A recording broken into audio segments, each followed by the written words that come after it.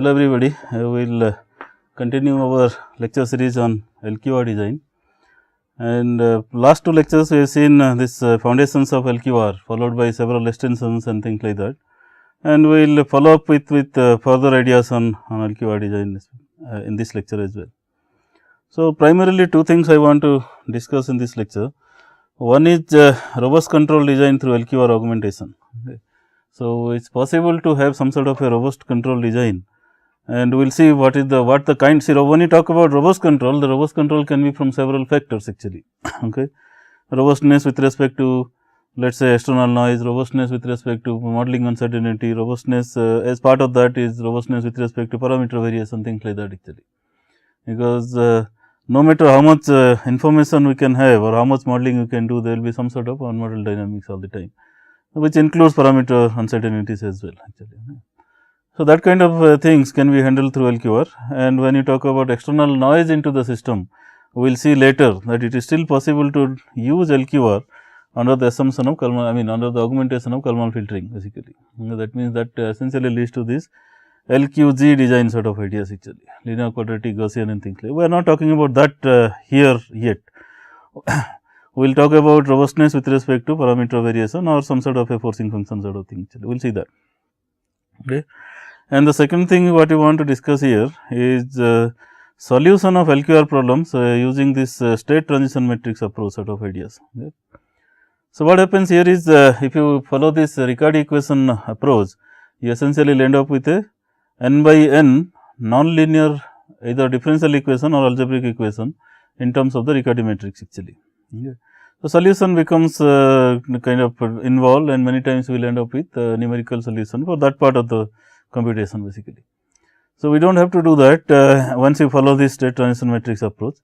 The drawback out here is the problem dimensionality increases from n to 2n actually.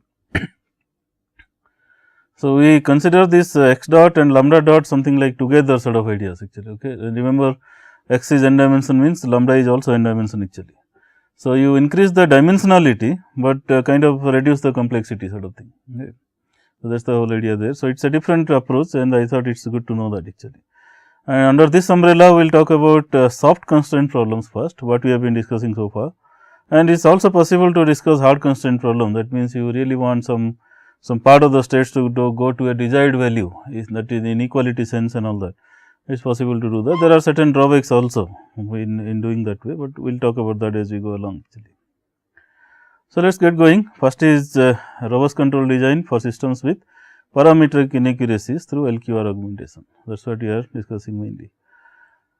So, what we are discussing, normally we write that x dot equal to f of x u for nonlinear systems, assuming that that set of parameter values are kind of constant actually, they do not vary, okay, or they are known basically. So, they do not play a significant role sort of thing, but in general we can also write this x dot equal to f of x u p, where p contains the parameter parameter vector actually.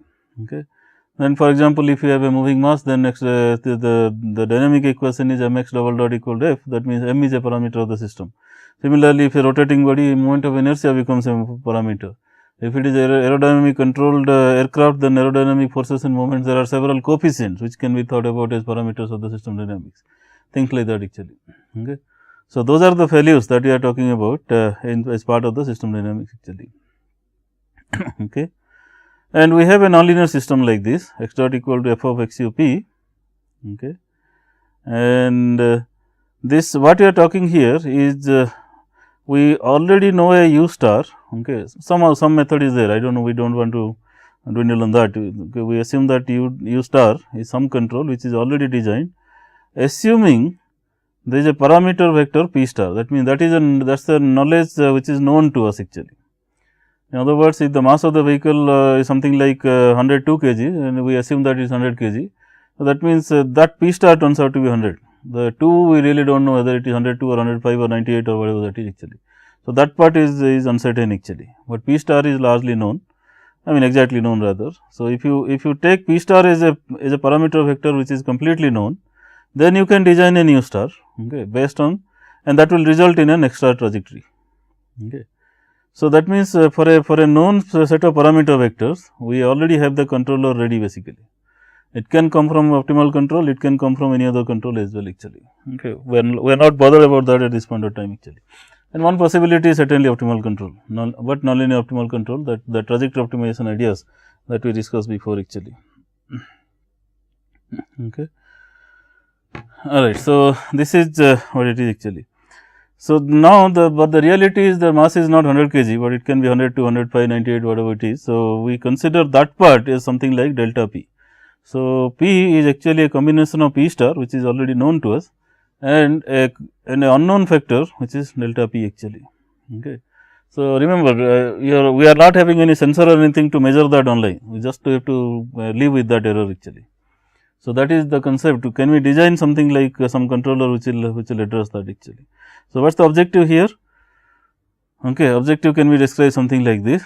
Okay, what we assume first is delta p is small. Okay, we do not have to talk about large uncertainty and all that. We talk about small uncertainty. That is what I just told about actually. If mass is 100 kg, because we consider as 100 to 105 like that, so it is kind of plus or minus 5% inaccuracy, or maybe 110 kg, so 10% inaccuracy like that. We do not talk about something like 50%, 100%, 200% inaccuracy like that actually. That means that information is a different class of problem altogether, and we do not want to talk about that here. Okay. But largely it is like that in a normal situation. Okay. Well, as a small comment, large uncertainties are not unrealities, they are also realities. When they talk about now people talk about something called reconfigurable control. If you have a large uncertainty, the system plant dynamics is largely different from what you discuss actually. So, for example, if aircraft is flying and you have a battle damage, that means half of the wing is gone or something is lost and things like that. So, that kinds of uncertainties are large uncertainty. We do not talk about that. What we are talking here is delta p, that means some parametric inaccurate information. That means, internal data, some coefficients have been computed through polynomial fit and things like that. That polynomial fit numbers can be inaccurate, but that inaccuracy is not supposed to go beyond 5, 10, 20% actually. Okay. Similarly, mass moment of inertia cannot go much more than 5, 10% actually. So, that way. Okay. So, that kind of uncertainty we are talking about. So, anyway, coming back, what we are talking is parameter vector p can be described something like this: p star plus delta p, where p star is known and delta p is unknown actually. So, delta p by assumption remains small and it also remains constant, it does not vary with time as well. Okay. We assume that it remains constant, we just do not know that part, okay. But it does not vary with time. Okay. If mass is instead of 100 it is 105, then it is 105, it does not keep on varying 105 to 107 to 110 and things like that online actually. So, that assumption is there. Okay. So, what happens now? Okay. If you have p instead of p star, your state will develop as x, not x star. Okay. So, we consider that our real state state variable x of t is something like x star plus delta x actually. Okay. So, what is the objective? The goal is to come up with an extra control delta u, such that the control rule also needs to be perturbed, u should be equal to u star plus delta u basically. So, remember what you have done here is we have a plant, okay. We have a u star already designed for parameter vector p star, which will result in x star. Now, p is not p star and which will result x is not x star, and hence we will need some other u not u star to compensate for all that actually. Okay. So, that means, what we really require is to compute a delta u such that u star plus delta u will make sure that x behaves as if it is x star. So, x goes to x star as soon as possible actually. Okay. And why? Because x star is already available to us, we know that everything good about that, because that is a nominal control design already done actually. Okay. So, in essentially if we can design some delta u, so that u star plus delta u will enforce this, that the actual x to follow x star, then our job is done actually. In other words, we want this delta x to go to 0 actually, that is the problem. So, how do we do that? Remember, delta p is not known actually. Okay. Now, using the Taylor series expansions about x star, u star, p star and all that, we can always write this actually, right. If starting from this nonlinear system dynamics, following the same principle of linearization of systems, and again that is a very standard procedure, and some of you do not know how to linearize the system of nonlinear system. I actually had a small discussion about that in the very beginning class, and it is available in my other course as well actually. Anyway, so this is what it is. So, we can go back to this thing, and we have a nominal x star, nominal u star and nominal p star available. So, using those values we can talk about a linearization about those values actually. So, we will end up with this kind of thing, where A star, B star and E star can be computed this way. Okay. These are matrices, they can be computed that way actually. Okay. Just these Jacobian matrices and all evaluated at these nominal values actually. So, we have some sort of a linearized expression and all that there. Okay. All right. So, what is the idea here? Idea is to cancel the effect of delta p basically. Okay. So, if you have to cancel the effect of delta p, also you need some sort of delta u steady state, because remember p is a parameter, that delta p is a constant value. So, delta x dot is there. So, to cancel that effect, we need a constant bias control sort of thing, that is delta, we let us talk that as some steady state control actually, delta steady state bias control, which is delta USS. So, assuming that is available, okay, which is not 0 anyway. So, what we really need to have a cost function is something like this, delta x should go to 0. So, that means that part is a quadratic function, and remember delta u should not go to 0, but delta u minus delta USS should go to 0, okay, because there is a steady state control we need to nullify that behavior actually. So, this difference would go to 0, that means we can construct a cost function with this difference being a quadratic function actually. And ultimately remember, as long as you talk about 0 to infinity sort of thing, the integrand value should ultimately go to 0, otherwise the cost function will remain unbounded, it will go to infinity and all that, and which cannot be minimized actually. Okay. So, that is a incompatible formulation. Very quick check is, whatever you are putting it as a quadratic function here, that at some point of time it should go to 0 and it should remain 0 there actually. Okay. So, we put it back and then tell, okay, this cost function can be minimized actually. However, this turns out to be an okay. I mean, it is okay, because this has to go, but the problem here is we do not know this value delta USS, we do not know actually. So, even if we compute a difference like this, delta u minus delta USS equal to some expression and things like that, it is virtually of no use, because we cannot recover delta u, because we do not know delta USS actually. Okay. So, that is the problem there. Okay. So, that is all that is explained here actually. Okay. Since delta USS is unknown, and hence the cost function cannot be used in practice, and so let us find out some alternate ideas actually. Okay. So, as an alternative, what will happen in steady state delta x is going to 0, that is our objective actually, and delta x dot should also go to 0. Okay. This expression what we have here, this should go to 0 and this should also go to 0. So, let us put it back. So, 0 equal to 0 plus all that, and hence delta US you can think of, oh, I can compute it basically. Okay. Because this is there, and okay, it is not a very good solution, there is a pseudo inverse getting involved and all that, but still it in approximate sense I can compute it. Okay. And as long as my control number of dimension of the control variable are more than the dimension of parameter, which is sometimes true, sometimes not true, whatever. Okay. If that is true, then this pseudo inverse is not good actually, I mean pseudo inverse is not bad. Okay. So, then okay, you can think of, oh, I can compute it and hence I can use this cost function, but again wait a second, delta p, the very fundamental nature of the problem, that delta p is not known. Okay. So, even though this expression is true in general, we cannot compute it, because the value for delta p is not known actually. So, this idea also fails basically. Okay. So, now we have to look out for some other approach actually. So, let us see what is there. Now, for further algebra, we will define some of these variables, which is typically done in linear systems also. We redefine this state variable, control variable and all that. Okay. X is redefined as delta x and u is redefined as delta u, like that. So, we do not have to keep on talking delta x, delta u, delta p, all that actually. So, we define it, and we remember that when we talk about x u p, and we are actually talking about delta x, delta u, delta p here. It is typically done in linearization procedure actually that way. Okay. And similarly, we define A, B, E as something like A star, B star, E star, so that we do not have to keep on talking about the star values also. You do not have to keep on writing star, star, star necessarily basically. All right. And after this redefinition, we also define Z as a new variable, which is B u plus E p part. Remember, this is now x dot equal to A x plus B u plus E p in our new definition and all. So, this part what you have here, we define it as Z actually. Okay. Z is B u plus E p total basically. Okay. And we also define some auxiliary control variable V, which is the u dot actually. Okay. And with these redefinitions, the system dynamics turns out to be something like this: x dot equal to x plus z, and z dot is nothing but z is defined like that. Remember, p is a constant thing, okay, parameter, and then e is constant. So, this derivative will not be there, that is 0. The z dot is, b is also a constant matrix. So, z dot equal to b times u dot actually. Okay. So, but u dot by definition is v. So, we can put it as v v. So, x dot equal to ax plus z and z dot equal to v v actually.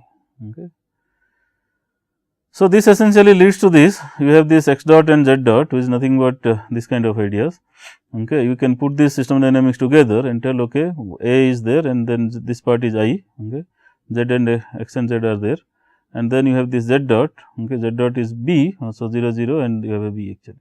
So, x dot and z dot is nothing but a dot x plus b dot b. So, we have this actually, okay. So, that is x, this once I define this capital X now, okay, this I think is forgotten to put that, but this is obvious actually. X dot okay, is defined here anyway. So, this capital X is this vector x and z, okay. So, this capital X dot is something this one, this x dot is nothing but a hat times x plus b hat times v. Again similar to what we have discussed in the last class, it turns out that if the pair a b is controllable, then this pair a hat b hat is also controllable actually, okay. So, that gives us a hope to proceed further with LQR design. So, we now formulate this kind of a thing, okay. We have this this cost function x transpose q on x plus z transpose q to z plus v transpose r at v, because v is a control variable now. But remember actually v is nothing but u dot. So, we are forced to write it because r this formulation, new formulation, v is a control variable and r has to be there, okay, because r cannot be 0, it needs to be positive definite. So, this r hat term is there, but physically it means that it actually we attempt to minimize the control derivative also basically. And this is also true in a physically meaningful sense, because whenever you have a disturbance term acting on the system and all, we do not want to kind of make the control variable sensitive to that too much actually. So, we want to have this control rate minimization as well also. That is a philosophical argument, but mathematical argument is because v is a control variable, we need to have some term for v transpose v also, okay, and that is whatever it results in the physical interpretation actually.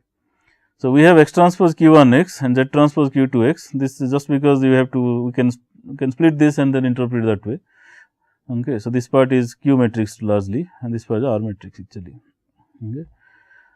Now, what happens in a steady state situation, okay. Now, we remember, you go back to this, in a steady state situation, this entire term which is now in a new notation, it is b times u plus e times p.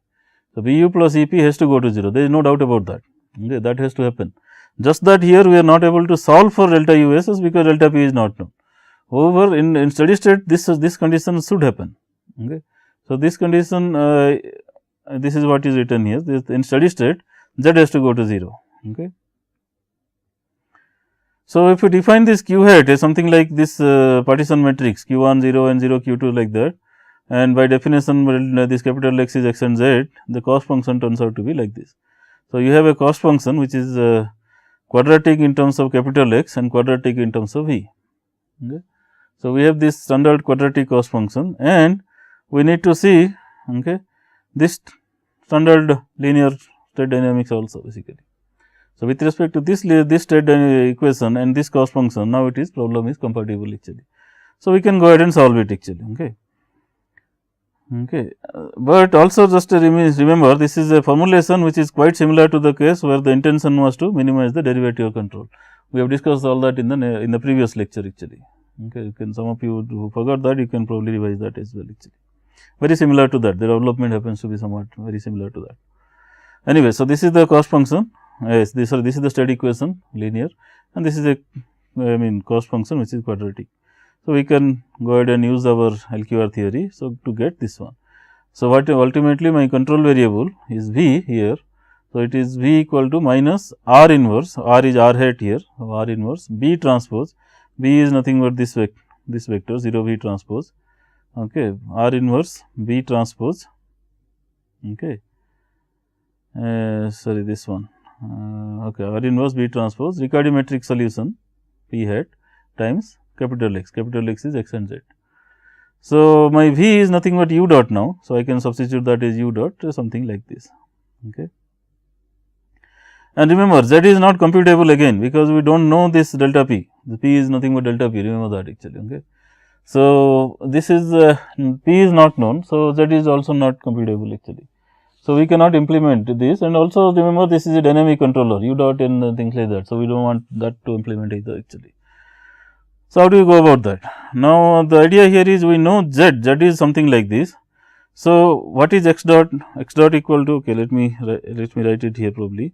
So, we have this x dot equal to a x plus bu plus e p, right. So, that are our formulation.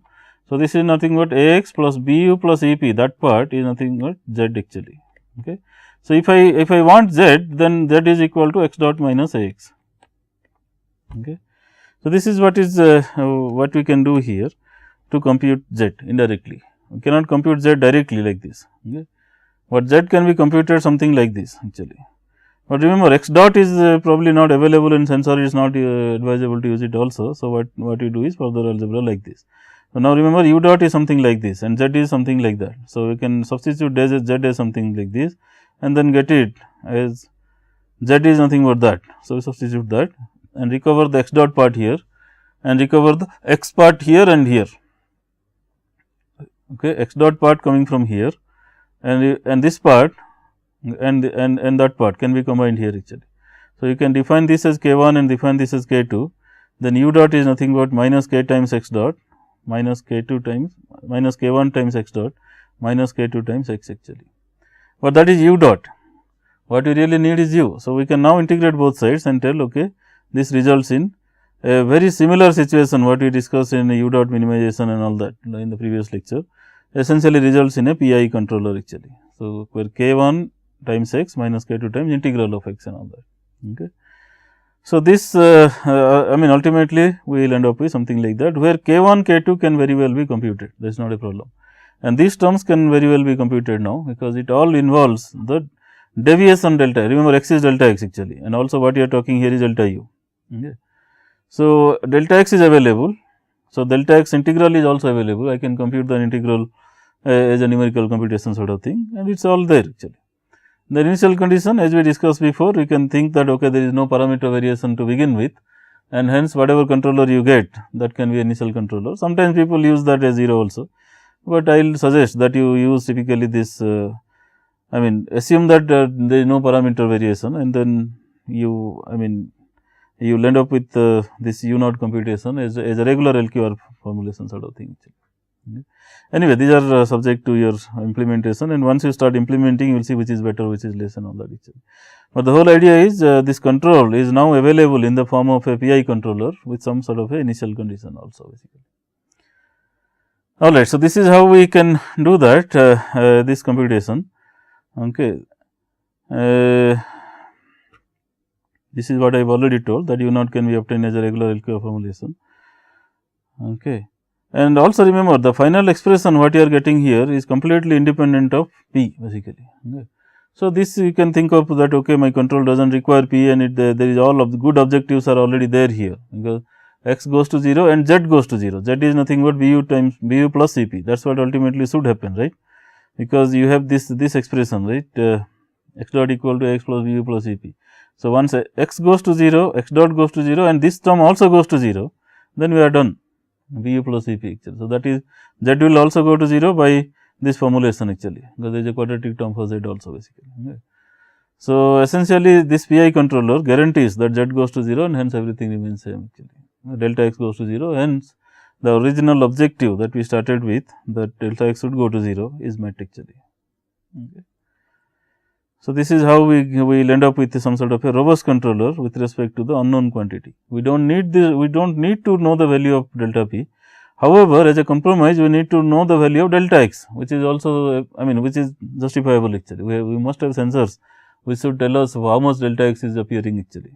So, using that delta x in an integral feedback and in proportional feedback sense, we will be able to compute our control, which will be able to do the job actually.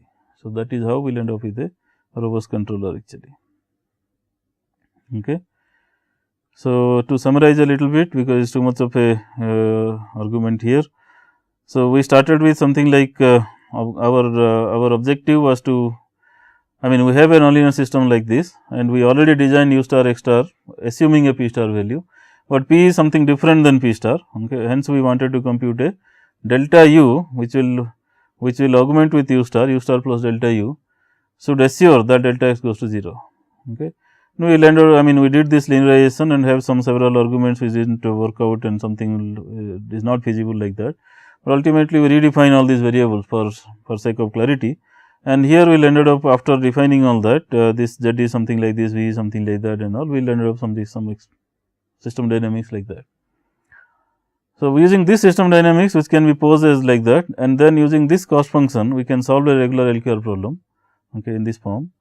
And then we can talk about, okay, my control variable is available as that way, but my control is that v, okay, is nothing but u dot. So, u dot is available that way, and z is not available, but z I can compute it that way, x dot minus x sort of thing. Okay. So, they remember that is of same dimension as this, which is also nice actually. Okay. So, there is no approximation involved here. Okay. So, can kind of directly compute that, and hence once I put it here, it takes this form, and then I will end up with this u dot is equal to some gain times x dot minus some gain times x actually. If I integrate both sides, I got a u equal to a proportional term and an integral term. Okay. So, I will end up with an integral pi sort of controller, and using only the deviation values of x, we can compute the deviation values of u basically. Okay. So, this essentially results in a robust controller. Alright. So, this is one way of handling this problem actually. Alright. The next thing that I wanted to talk in this class is something very different, and this turns out we will go back to the solution approach altogether. Okay. Instead of Riccati matrix approach, we will try to see some other alternate approach, which is typically called as stress transition matrix approach. Okay. Alright. So, let us start that idea, and there are two things as I told. There is one formulation is soft constraint formulation. Okay. The other one will be hard constraint formulation, and soft constraint problem formulation goal or objective is exactly same as what we have been discussing actually. This it should minimize this cost function subject to this path constraint or system dynamics constraint, and boundary equations are exactly same. And remember, T x of T f is free variable. Okay, free means not really very free. I mean, what we are talking here is it should remain as much close to 0 as possible, depending on what value of SF I choose, what value of Q I choose, and all that. It will drive towards that actually. Okay. So, this is the type of formulation that we are talking about here. So, how do you have a solution in an alternate setting actually? That's the objective here, and let us see how do you go about that. Okay. So, we go back to this necessary conditions of optimality and all. So, phi is we discussed many times now by now. So, phi is like this and L is like that. So, phi is available, and hence Hamiltonian H is nothing but L plus lambda transpose F. So, L is available from here and F is available from here. Okay. So, this is L plus lambda transpose F is available actually. So, the state equation turns out to be x plus bu, which is there with us. Co-state equation is same and optimal control equation is same. All these things we have discussed before actually. And after knowing all these necessary conditions, the very next logical step was to assume that lambda of t is a function of x of t, linear function of x of t. That means, lambda of t is nothing but p of t into x of t. That is what we proceeded. I mean, you assumed, then proceeded with all these lambda dot and then substituted x dot, u, lambda dot, all that, and then carried out further algebra to end up with Riccati matrix equation, if you remember that. But here we are not going to do that. Okay. What you are going to do is something different, and also, I mean, let us see what is going on here. And remember, this u is a closed form solution, it is available in the as a function of lambda basically. Okay. So, this function of lambda, whatever you are doing here, okay, can be substituted back here. Okay. Once you substitute back here, these two functions, these two equations, x dot and lambda dot, can be kind of a coupled equation to each other basically. X dot is a function of both x and lambda dot is a function of both x and lambda. Okay.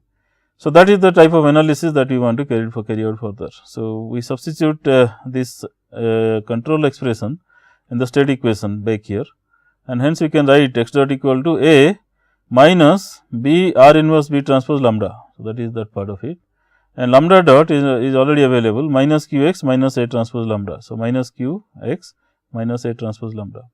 Okay. So, x dot lambda dot is something like that, A times this one x and lambda. So, it is like available this way. So, this solution dictates, now remember, this is actually a linear system equations. x dot equal to kind of Ax sort of form actually. Okay, so the solution can be written in the as a function of this state transition matrix and all that that way. Okay. And if it happens to be a constant matrix, that means A, B, R, Q, all these are constant things, then this phi of t t f, okay, happens to be something like a to the power e to the power a t minus t f, okay, that kind of formula.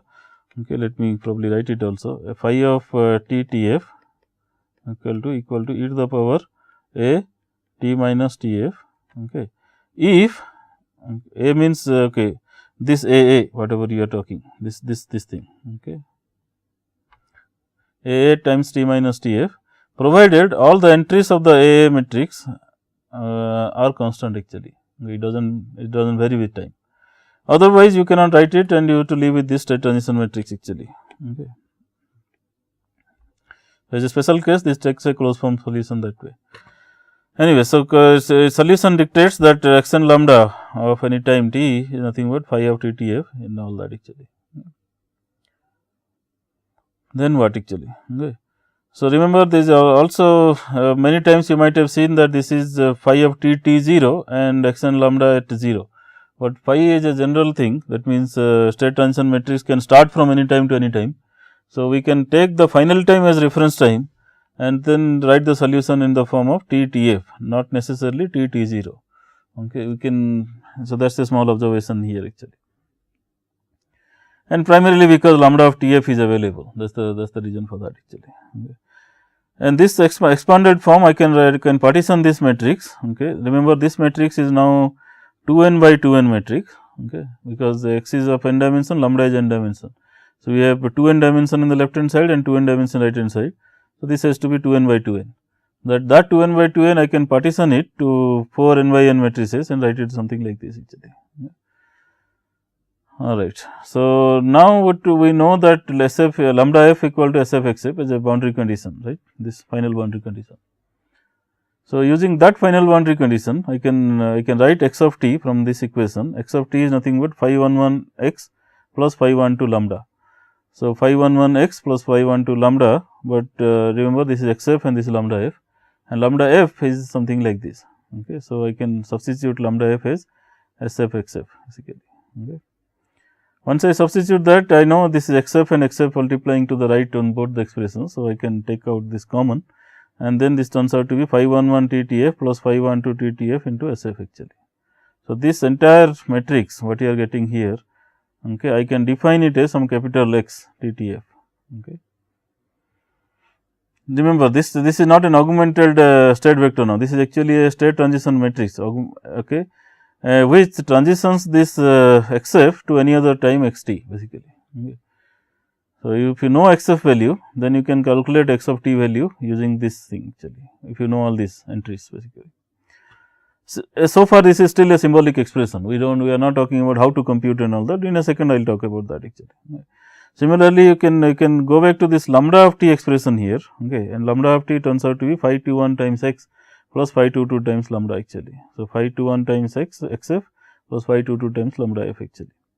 Again you use this lambda f expression S f x f, substitute it back here, and then define this entire thing as something like capital lambda t t f. So, you have lambda of t is nothing but this capital lambda times x f actually. Okay. So, this x of t is this way and this lambda of t is that way actually. Okay. So, this is what is summarized here, x of t we got it something like capital X of t t f times x f, and lambda of t we got something like capital lambda of t t f into x f actually. Okay. So, at t equal to t f we must satisfy the boundary condition as well, remember that, and what is the boundary condition? You can think of something like this, x f has to be equal to x f, well you can think of it as a trivial expression, but it is true anyway, but lambda of f has to be equal to S of x f, that is also true, these two must be true basically.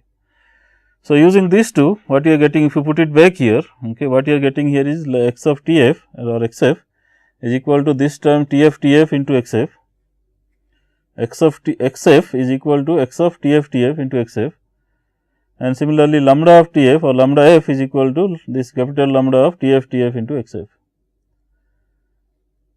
Alright. So, and this lambda of f is nothing but that basically. Okay. So, S f x f has to be if you consider that this is SF XF is equal to lambda of TF TF times XF. Okay.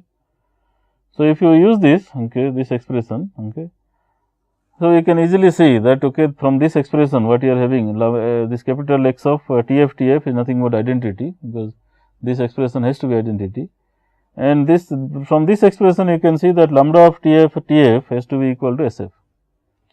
So, we have the boundary condition for these two state transition matrices. You can, this is a state transition matrix for X starting from XF, and this is the state transition matrix for for lambda starting from again same XF only. Okay. So, the boundary conditions are now available. What about the differential equations? Are they still available? It turns out to be yes, because if you put it back, your expressions and all, it will turn out to be like that. Let us see that. We know this is true. X dot and lambda dot are given something like this, A times X lambda. We just derived that. Okay. If you substitute back, this is what it is actually. So, we have this X dot lambda dot is A times X lambda. Okay. And we know this expressions of x t and lambda t now. Okay, this is x t, which you know this, and lambda t, which you know that actually. Okay. So, you substitute it back, okay, whatever you know, and remember x f is a fixed quantity. This is not a time varying quantity. X f is a fixed number finally, actually, okay, fixed vector. So, you substitute. So, this x dot is nothing but this capital X dot times x f, and the lambda dot is capital lambda dot times x f. Right hand side is same thing actually, A times this x is this capital X times x f, and lambda is capital lambda times lambda f. So, this leads to like a conclusion that this dot, that x dot and lambda dot, okay, has to be A times this matrix actually. Okay. So, that means this state transition matrix is a dynamic variable, but the differential equation for that is known to us actually. Okay. And remember, this is actually a matrix, this is a matrix. So, this is also a matrix. What you are having here is matrix differential equation actually. But this matrix differential equation is not a non-linear differential equation, it is actually a differential equation, linear differential equation. It exactly satisfies the same differential equation that the state and co-state satisfy. Okay. That is the property of state transition matrix as well, if you remember that actually. So, this state transition matrix is a linear differential equation. Okay. Hence, we avoided this nonlinear sort of Riccati matrix ideas and all that. And this differential equation also we know the corresponding boundary condition actually. So, we can solve it. Okay. So, we can find the closed form solution now, because once you have these numbers known to you, this differential equation whatever it is, as long as these are not time varying, it should be exponential solution. If they are time varying, you have to see if you have an expression explicitly available as a function of time, then you can probably put that and try to still get some closed form solution basically. And if it is not explicitly available, but most of the time it is implicitly available anyways. For example, if your mass is burning out and or something is there which will give you some sort of a numbers only, but it does not give you an explicit formula for that, then you cannot talk about a closed form solution per se basically.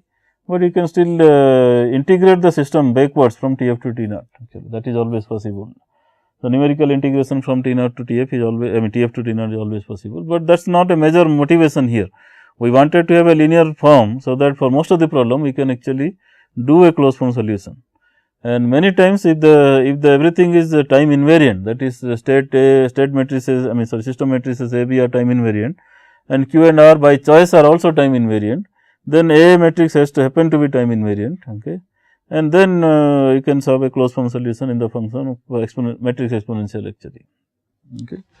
So, that is the motivation with corresponding boundary conditions known to us. So, that can be solved actually. Okay. The only small issue here is we have this everything in the function of x f, but x f is not known. Remember that x f is free actually. What we know is rather x 0. Okay. Initial condition for state is known, final condition for state is not known. So, how do you kind of avoid that problem? So, we know that x of t is nothing but phi, this capital X of t T f x f. So, x of t naught has to be capital X of t naught T f x f. Okay. And also remember the state transition matrices are typically invertible, they are not singular matrices, never actually. So, we can talk about inverting this actually and get it this one. Okay. So, essentially the idea here is you have this boundary condition and you have this differential equation, you propagate it or have closed form solution whatever it is, and you ultimately end up with this expression which is available to you. Okay. T naught phi, this capital X of T naught T f will be available to you, and because you know this actually, so you can compute that also because this is always invertible. So, you substitute for x f now, because x f wherever you have this x f term and all, you can substitute that. Okay.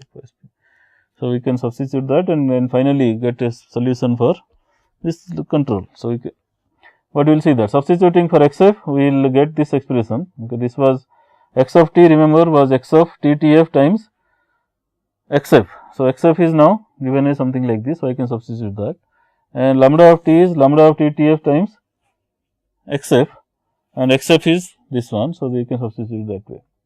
Because now lambda of t is available, I can talk about a control available. So, control is minus R inverse B transpose lambda, okay, and lambda is available now here. Okay. So, I can substitute it back and tell, okay, this is my expression now. Okay. Remember that lambda coming from here, okay. And I kind of combine all the thing, and that is my gain matrix K of t actually. Okay. As a small comment, this K of t will happen to be same value numerically, whether you come this way or you come from Riccati approach, Riccati equation approach. You can take any example and verify yourself also basically. Okay. So, this LQR problem typically admits an unique solution anyway. So, you will essentially end up with some sort of a same solution, but coming from a different expression actually. Anyway, so this is available now. U of t is starting from x naught, it is all available, but x naught can be your value at any point of time. So, there are something called that sample data feedback law and all that. So, where the most recent sample time is t naught, and hence your x naught can be replaced to x of t. At any point of time that you are there, you can consider that as initial time for rest of your time actually. Okay, that which is typically true basically. So, instead of x naught, you can substitute that as x of t, and then you have got a k of t. So, you can write it that way. So, u of t is nothing but minus k t times x of t actually, okay, where k of t is computed that way. Alright. So, this is all about this state transition matrix approach, but these are all for soft constraint problems actually. Now, what about hard constraint problems? Okay. Now, this hard constraint problem, what we are looking for is zero terminal error, okay, and sometimes these are very appealing. It has its own difficulty also, but these are sometimes the formulations and these are appealing, especially suppose let us say you talk about a missile guidance problem, then you want to land up with zero terminal error, zero terminal misdistance actually. So, the hard constraint turns out to be a little more appealing than soft constraint. We cannot talk about falling somewhere close to the target, but we want to fall on the target basically.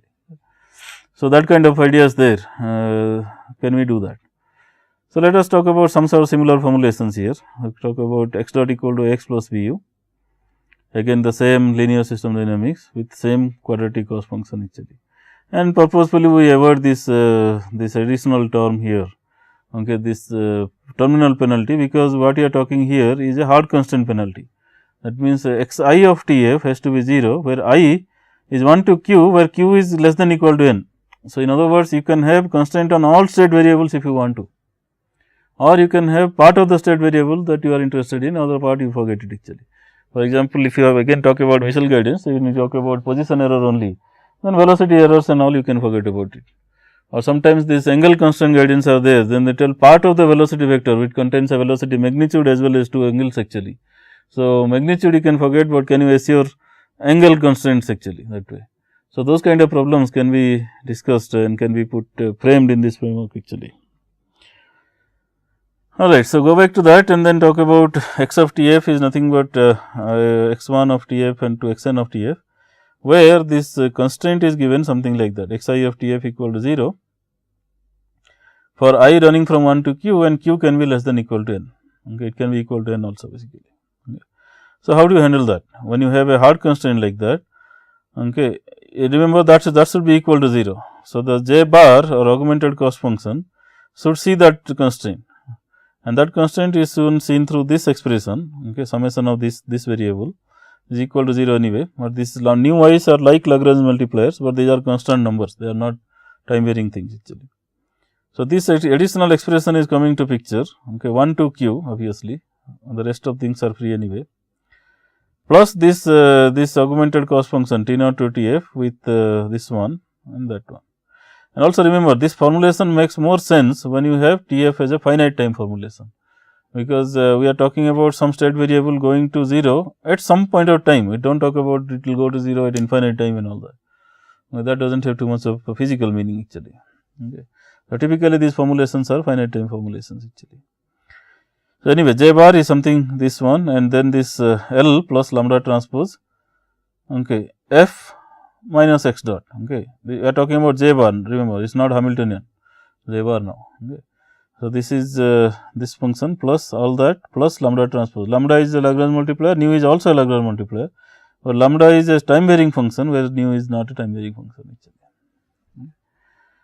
So, now we have some formula, I mean some augmented cost function available to you. So, we can implement the earlier development of co-state equation, optimal control equation like that.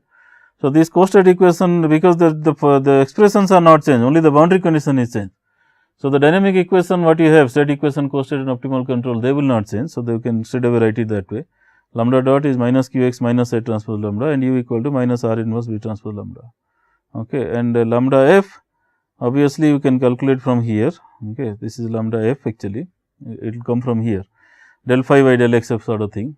So, if you talk about this, take this expression and operate the del phi by del x f sort of thing, then you will end up with this expression. Lambda f is nothing but nu 1 to nu q coming from here, and rest of the terms are not there.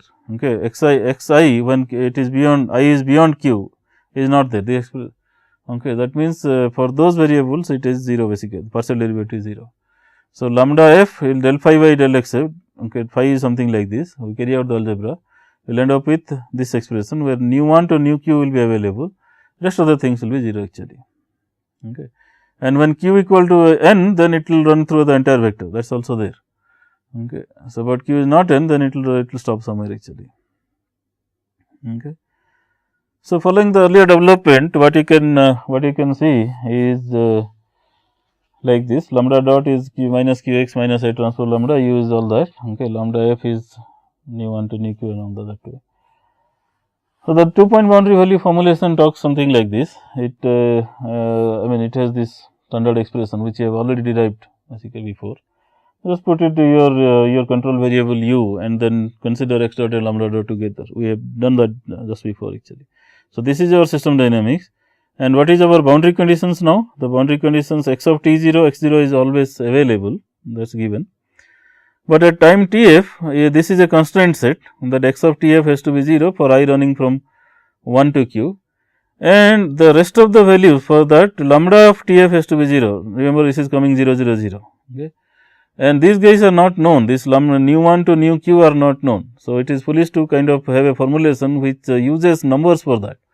This actually helps us in finding a solution, but we cannot actually talk about a solution where you need this number information for these guys, we do not want that actually. Okay. So, what is available to us is a boundary condition in terms of x from I running from 1 to q and lambda of Tf equal to 0, okay, nicely coming from here. So, you have n boundary condition, 1 to q are that way and q plus 1 to n are this way. Okay.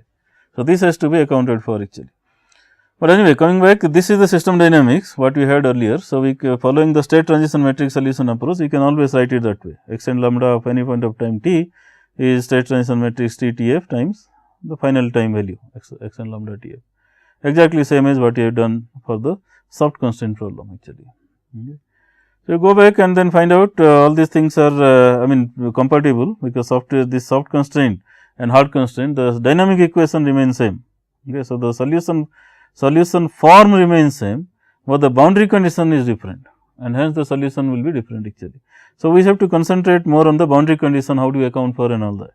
So, as far as the differential equation is concerned, this state transition matrix will satisfy the same differential equation that we have studied earlier, and let me recall that this is the state transition matrix differential equation that we discussed, it will follow that. Now, the boundary condition will be different, let us see that, this has to be accounted for. So, how do we account for the boundary condition now? Because lambda x and lambda T Tf is given like this, okay. We can write it that way, because this expression, right. Okay. So, we can write it x 1 to x n and lambda 1 to lambda n f. Okay. But it turns out nicely that if you consider this state transition matrix, I mean this is just expanded this one, but this expanded form you remember for first 1 to q these are zeros, and there is something for q plus 1 to n in the, I mean we know that actually. Okay. These are free variables. So, there is to be some value for that. But on the other hand for lambdas we know this first 1 to q has to be nu's, okay, because this one, okay, and rest of the things has to be 0 basically. Okay. So, we can think about except lambda as something like this, which can be expanded all the way like that. And nicely if you see this is 1 to q and then q plus 1 to n. So, essentially 1 to q and q plus 1 to n means 1 to n is available, some values, rest of the things are 0 anyway, and this is a 2n dimension matrix by the vector. So, this is also 2n dimension thing and this is 2n by 2n sort of thing. So, out of these 2n dimension, I mean 2n elements, the first q are 0 here and the last this q plus 1 to n, those guys are 0, n minus q variable, they are 0 actually. So, whatever is non-zero we assign that, we define that as something like a mu. The mu will define 1 to q coming here and then q plus 1 to n, we put it next to each other and try to rearrange the terms actually. It is always possible. You can write in an expanded form, right, phi 1 1, phi 1 2, phi 1 3, all sort of phi 2 n by 1, and then you can put a big matrix for that, and then take the corresponding elements that is relevant to this one, and then you take the corresponding element that is relevant to that one and try to put it together sort of thing. So, then you will have something like this, x of t and lambda of t is something like that actually. Okay. So, collecting the appropriate entries of the phi matrix, the general solution can be written something like that actually. So, where this is true, so mu 1 to nu q and all sort of things are true. Okay. And then we have this system dynamics which talks about okay, so this x of t and lambda of t can be written something like this. This means state transition matrix here, not in terms of xf, but in terms of mu, where mu is something which is non-zero basically. Okay. That we put it there. Now, how do you compute mu, that is the thing, and then before that we have to differential equation sort of, I mean we need some differential equation for that and we need some boundary condition for that. As far as differential equation is concerned, we can put this solution, whatever solution we are talking here, back into the differential equation, original system dynamics, and you put it there and we tell okay, mu is non-zero, okay, and hence the coefficient should be true, and that is how we get the differential equation here. Okay. So, this is exactly same equation as before, the differential equation part remains same. What is different is the boundary condition, and boundary condition can be thought of putting like this. Remember the boundary condition is, I mean the expression is like this, x of t f is something like this, x of t f times mu now, and mu is something like this, we define it nu 1 to nu q and then x of q plus 1 to x of n. Okay. These are free variable, these are also free variable, or these are non-zero values. So, put it there, and then you see that x of t f, what is my boundary condition? My boundary condition tells that first q elements has to be 0, then q plus 1 to n we do not know, this is free actually. Okay. So, you put 0 0 and then these guys and then on the right hand side like that. So, if you really want to match it, what is happening here, then this you can partition the matrix like this way and that way. Okay. So, this first q by n entries has to be 0, because the ultimate result has to be 0, no matter these are non-zero, but the result has to be 0. So, they have to be multiplied by 0. Okay. And then we have this part which is equal to that.